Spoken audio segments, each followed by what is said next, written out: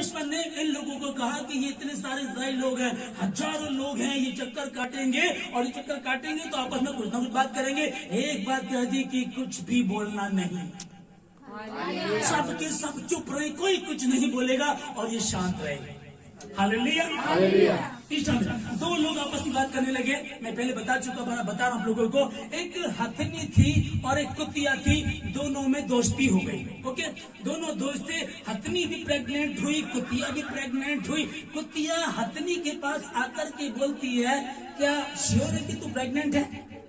क्योंकि हथनी नजर नहीं आती, कुतिया नजर आ रही थी, प्रेग्नेंट हो रही थी। तभी कहने के बाकी तो प्रेग्नेंट है? कहती कि हाँ। अच्छा ठीक है ठीक है। फिर ये कुछ 6 महीने बाद आती, कहती सुन मैंने तो 6 बच्चों को जन्म दिया, देख तेरे पास तो कुछ भी नहीं है, ठीक है। पर हथनी को एक चीज मालूम थी कि मैं हथनी हूं, मेरी उम्र 70 साल की है, मैं मरा हाथी लाख, जिंदा हाथी लाख का, मरा हुआ 1.25 लाख का, 70 साल की मेरी उम्र है, 2 साल प्रेग्नेंट रहती हूँ और जब बच्चा पैदा होता तो जमीन पे गिरता है, जमीन भी कहती कुछ गिरा।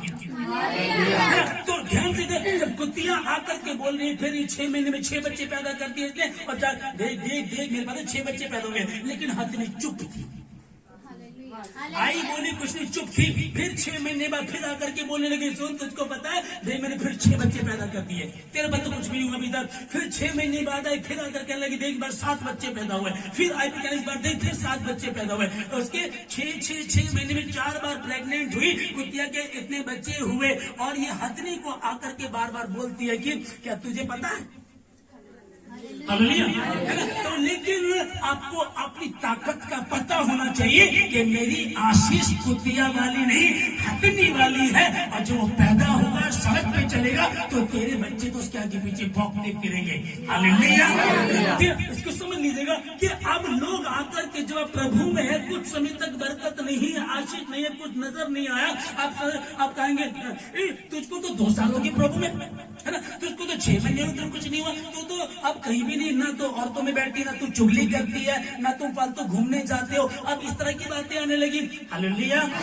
ईश्वर ने इंस्ट्रक्शन दिया था, बिल्कुल स्ट्रिक्टली कहा था कि जब तुम यरीहो की दीवार के चक्कर काटो कोई नहीं बोलेगा। ये काम परमेश्वर का है। वो कुछ जिसने जमीन और आसमान को बनाया, जिसने पेड़ पौधों को, डायनासोर को, हाथी शेर को शब्दों से कह करके बना दिया, क्या वो यरीहो की दीवार को नहीं गिरा सकता? लेकिन वो चाह रहा था कि देखे कि बात को मानते कि नहीं मानते। उनको कहा कोई नहीं बोलेगा।